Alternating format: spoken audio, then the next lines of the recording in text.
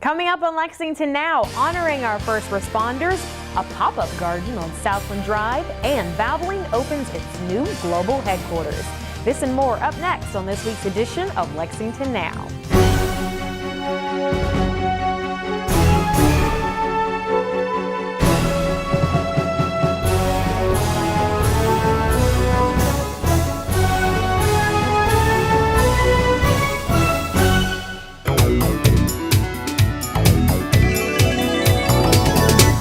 Roberts, and welcome to another edition of Lexington Now, where we give you an inside look at what's going on around the urban county government. The City of Lexington's Rotary Club is sponsoring a Lexington First Responders Week. It's coming up May 22nd through the 26th. We should all get ready. May 22nd through the 26th, all of our merchants, restaurants, and schools are invited to join together to give our first responders a week they'll never forget. It's easy to participate. Go to LexingtonFirstResponders.com to learn more and to sign up. Thank you for keeping our city safe, for putting your lives on the line. Thank you, Jerry. For the sacrifices you and your family make every day. Thank you. Our citizens appreciate you. They tell me about it. They tell me about it every day.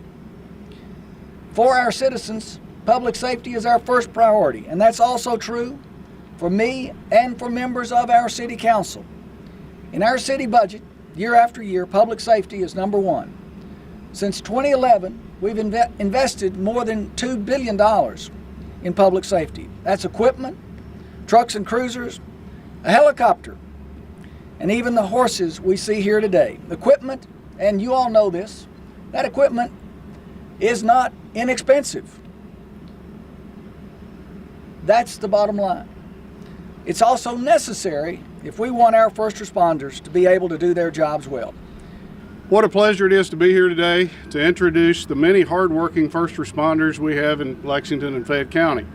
Our first responders take hundreds of thousands of calls for service each year. They run towards danger when others are running away. They put out fires, treat the injured, plan for disaster, make our schools safe, uphold the law, and contribute to the quality of life in our community. As first responders, we have the pleasure of working together every day. So we're very grateful to stand alongside each other here today to be recognized. At this time, I'd like to recognize the agencies that are represented here this morning. They all have representatives that are standing behind me. I'm not going to mention them by name, but I'll mention the office or the agency. First off, the Office of the Fayette County Sheriff, the Lexington Fire and Emergency Services, Lexington Police Department, Lexington Enhanced 911, Lexington Emergency Management, Lexington Fayette County Community Corrections, Lexington Animal Care and Control, the University of Kentucky Police, Transylvania University Police, Fayette County Public Schools Law Enforcement, and the Bluegrass Airport Police and Fire Department. As Commissioner of Public Safety, I can proudly say that Lexington has one of the most dynamic and hard-working public safety teams in this country, and for that I thank you. We are here today to announce an initiative and an idea that hopefully will recognize the actions and selflessness of individuals whose actions are all too often unnoticed.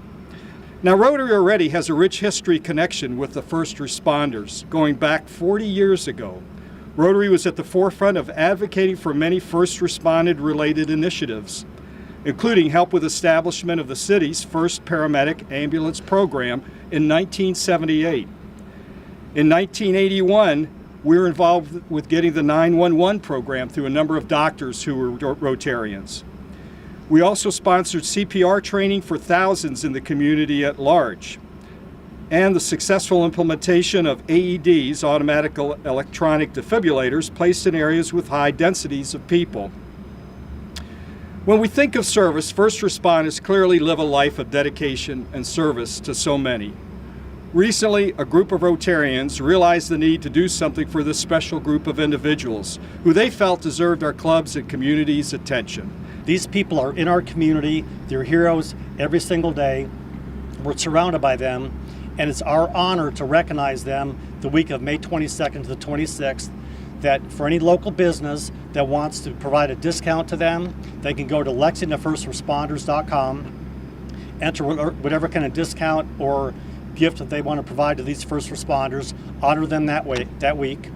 Also, we have local school children writing letters that will be delivered to the firehouses and the police that week. We are very excited about this.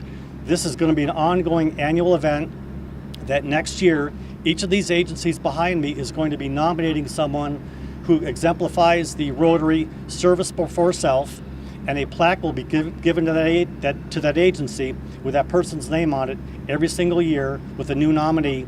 And we are glad to be part of this initiative to honor our first responders in Lexington. A couple of words that were inspiring: heroes, public servants.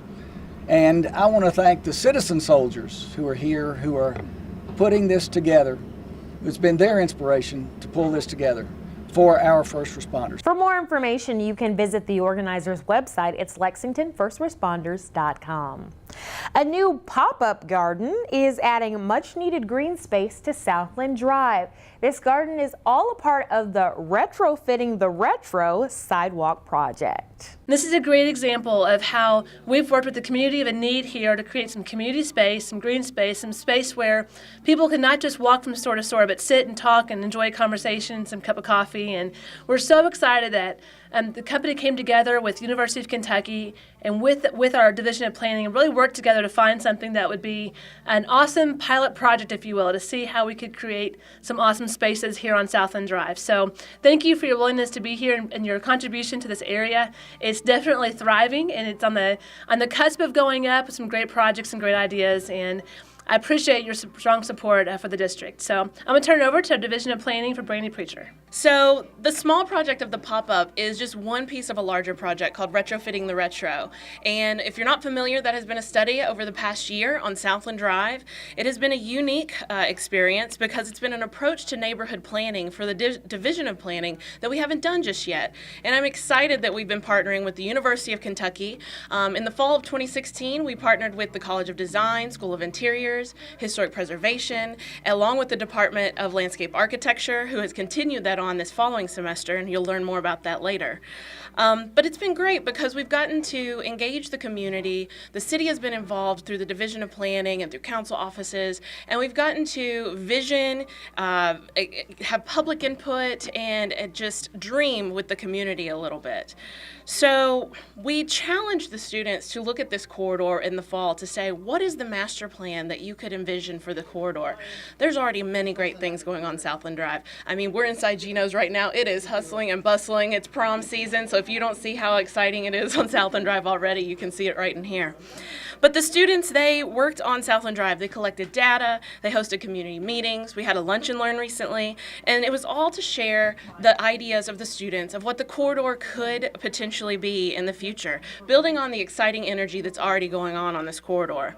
And it was a great way to inspire the property owners, the businesses, and the residents of this neighborhood to continue enhancing it.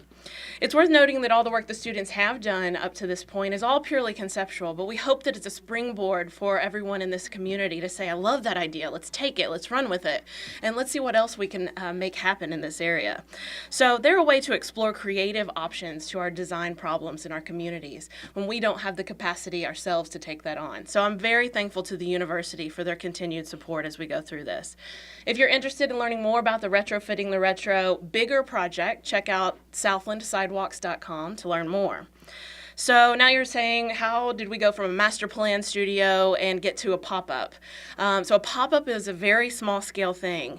And we challenged the students after they had done this larger master planning class and said, here's a design competition. Tell us what you've learned, these lessons learned, and bring them down to a smaller scale. What would you do if you could only take up a few parking spaces? And how would you engage the residents in this area? How could you start to connect the new planned sidewalks that are on their way and connect people from the sidewalks to the businesses here nearby?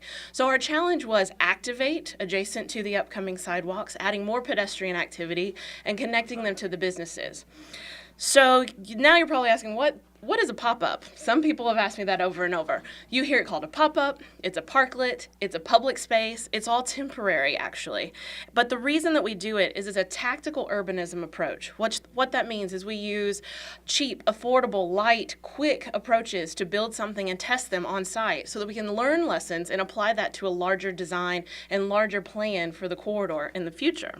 I've had the pleasure of working on community-based projects all over Lexington and the state, and I can tell you that this project in particular is really special for a couple reasons. One, the community partners have been just really wonderful, as well as the city, and that's not always the case. And it's been a real joy to work with everyone that's been collaborating on this project, and I think it's, as we've seen over the last couple years, been a great success. So building on that, a lot of this has to do with the people that are involved. The Southland community, its business owners, the community leaders, and the neighborhood association in particular, I see Hillary here today, have been just great partners, great advocates for the students, and allowed the students to really flex their creative muscles and do things like we see out here today. As it all started with the design competition, never honestly thought that my design would make it necessarily this far, and as it did, then I started to think maybe I bit off more than I could chew, because there was construction, there was a deadline, there was a budget, and we're pretty close in hitting all those things. But working with Southland Drive in the community, I loved every experience of it. I guess just working with it and not designing, but implementing the space. Every day, every minute that I was out here, there was at least 10, 15 cars that would stop by and say, "Hey, what you doing?" And I'll explain it to them, and everyone just had a joy and love for Southland Drive and giving back to the community. So as I just wanted to help make a difference and help utilize and engage and connect the Southland Drive corridor, it's just something that I want to help, go towards to help make this a more vibrant community as it is. But also, I guess working through this project, I want to thank a lot of the people that had a hand in it, including my professors, Brandy, people that I worked with, a lot of donations. They helped make this possible, and also along with my friends and girlfriend that helped me put in some long hours on making this possible. So thank you. On behalf of the Community Foundation and the Knight Foundation, we're really excited to be funding partners in this endeavor.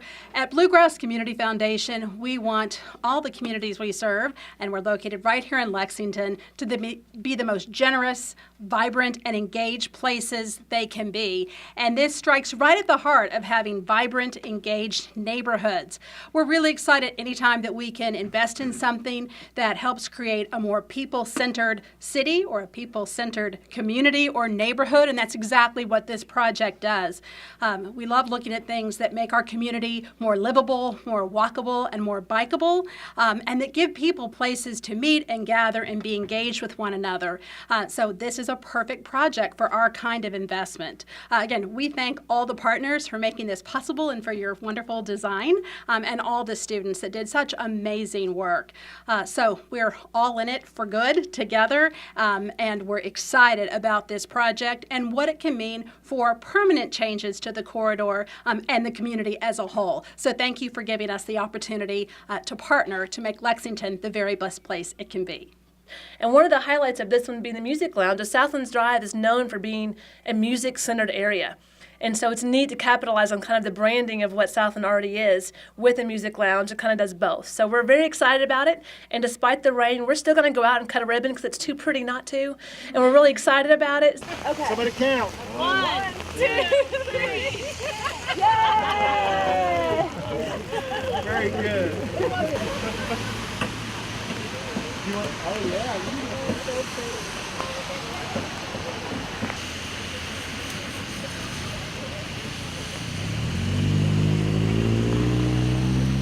For more information about this project, you can visit southlandsidewalks.com. And coming up after the break, Valvoline opens its new global headquarters. We'll show you.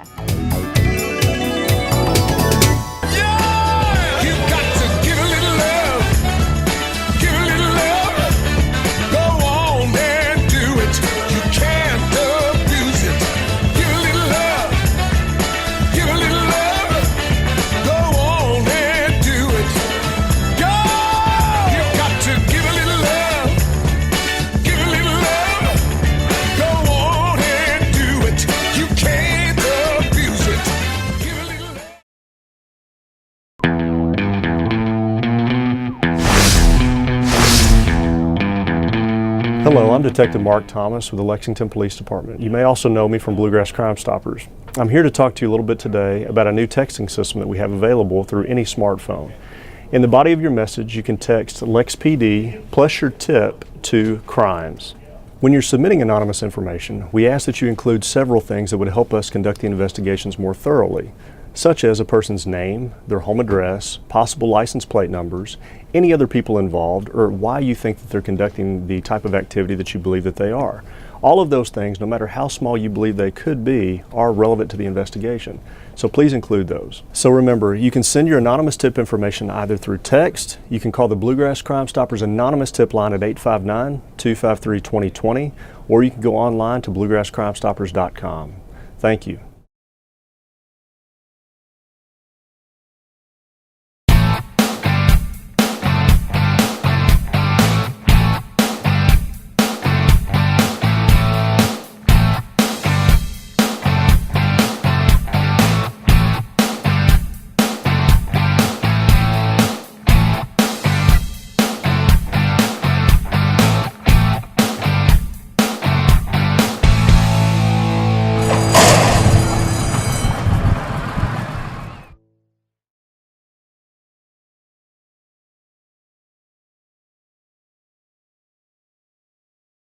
Cigarette butts are the #1 most littered item in Lexington. Filters in cigarettes are not biodegradable like an apple core.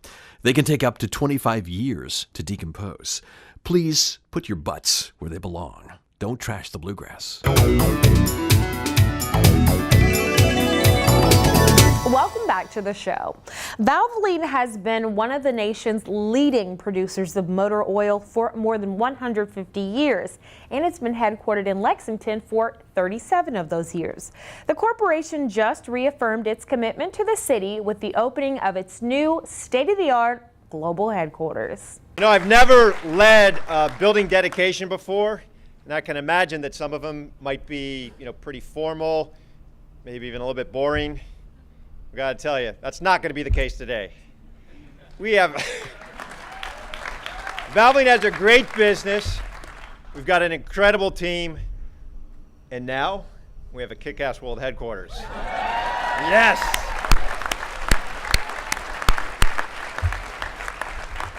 Valvoline has got an amazing history, 150-year history. And it was just a year ago that we celebrated that 150th anniversary. First with a big celebration in Rupp, but then last fall with an IPO, a very successful IPO. That was an exciting time, wasn't it, Valvoline team? And yet this year, now in 2017, we're celebrating our move into a brand new building. And tomorrow, after the market close, after 67 years of being part of the great Ashland company, Valvoline will stand on its own.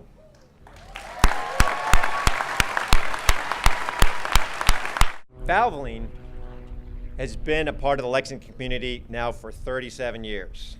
And it's been a great 37 years. When we first relocated here from Ashland, Kentucky, we moved over into that building right across the parking lot. And I got to tell you, just a couple years ago when I informed the team that Valvoline would be moving, I can tell you that the response immediately wasn't all that positive. But you guys were greatly relieved when you found out that we were moving across the parking lot, right? Well, that's because, Lexington is such a great place to live, isn't it?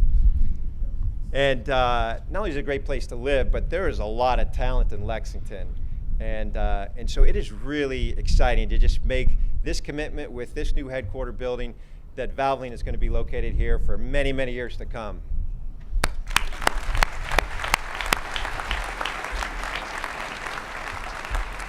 Well, Valvoline has a vision to build the world's leading engine automotive maintenance business.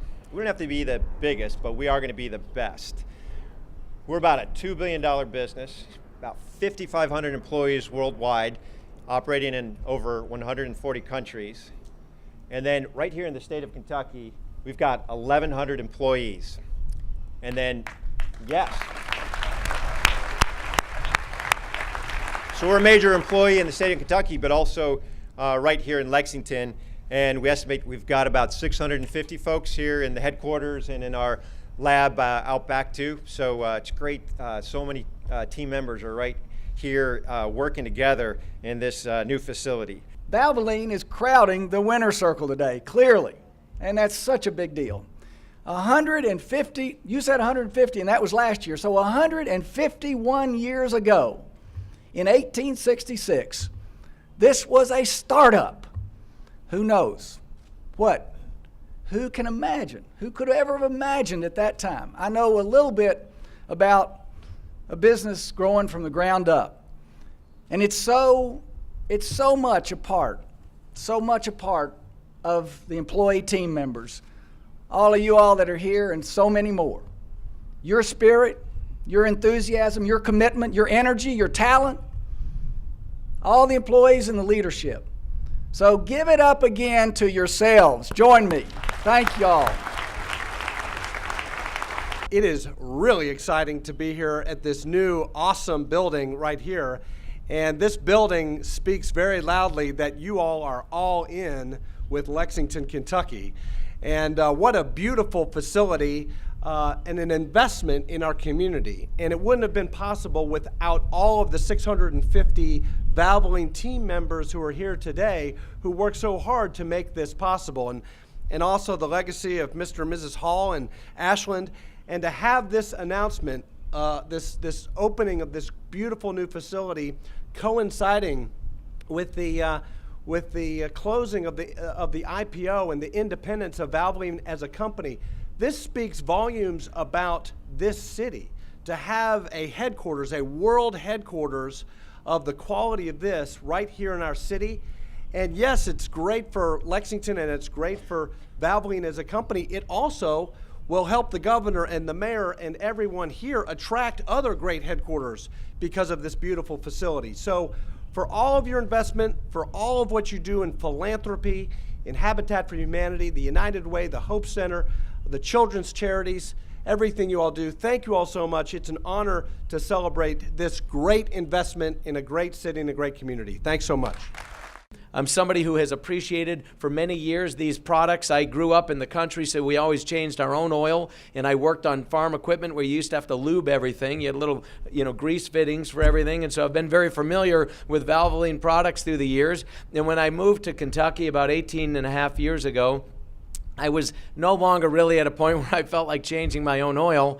And conveniently, about less than a mile from where I lived over in St. Matthews area of Louisville was a Valvoline quick oil change that has consumed enough of my money through the years that I'm delighted.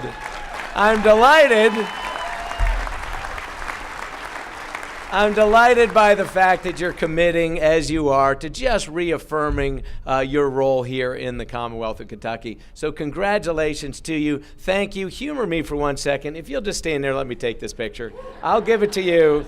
It'll be awesome. All right. Hang on. So all of you just put your hands up here, and then...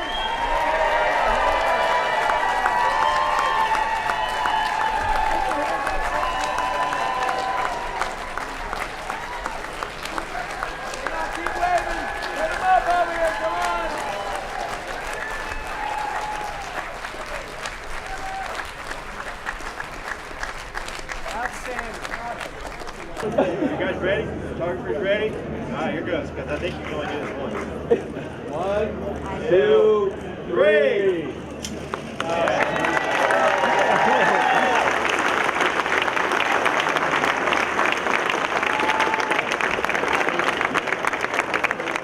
And more good news, another globally recognized brand headquartered in Lexington just celebrated its 100th anniversary with a commemoration attended by Mayor Jim Gray and several other dignitaries. It's a big month for us here at Clark as we celebrate 100 years in business, and we acknowledge us as an American brand that's driven around the world. Our founder, Eugene Clark, started the Clark Equipment Company back in 1917 in Buchanan, Michigan. A mechanical engineer, he was always focused on his attention with opportunities to increase workers' productivity and comfort. Beyond his desire to grow the company, Eugene never lost focus on his people. He provided them with housing and health benefits, and fair wages at a time when it wasn't very popular in the early part of 1920s and 1930s. As owners changed, our business philosophy never changed. We remained built to last as we are today. Page 2. Wow! I got through a whole page. In 2006, Clark, Lexington resumed our assembly plant of our electric trucks. In 2015, Clark continued its investment here in Lexington by relocating its manufacturing facility in Mexico back to the U.S. This move was an easy decision because of our talented workforce right here in Central Kentucky, and the product built here, we can compete with it all around the world. You know, I want to start out by going off script a little bit because 100 years, that is just so remarkable. I come from a family business where our own family is really extended far beyond our own family into a family of employee team members. And I look at the smiles on your faces, and I know that that's the spirit. It's the spirit, it's the enthusiasm, it's the commitment that makes this company what it is. It's a company of individuals. It's a company of people working together. And that has an incredible inspiration. And I look out and I see that in the faces of everyone here. So I want you to give yourselves a big hand of applause right now. Thanks, Dennis.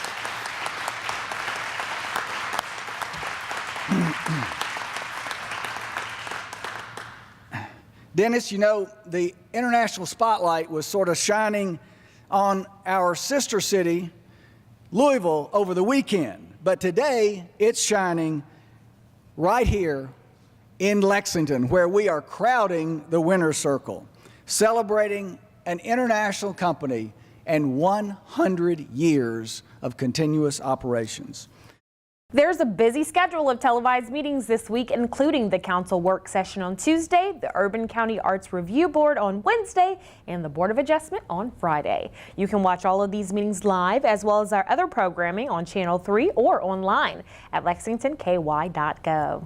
Well, that is all for this week's edition of Lexington Now. We'll return next week with more news from your Urban County government. But in the meantime, you can keep up with what we're doing by following us on Facebook, Twitter, and YouTube.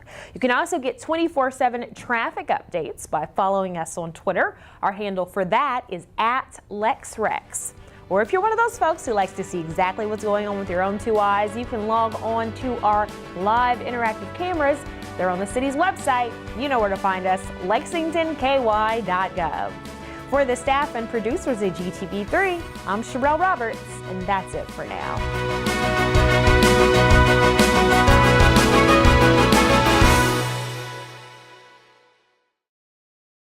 The preceding program was produced through the facilities of GTV3.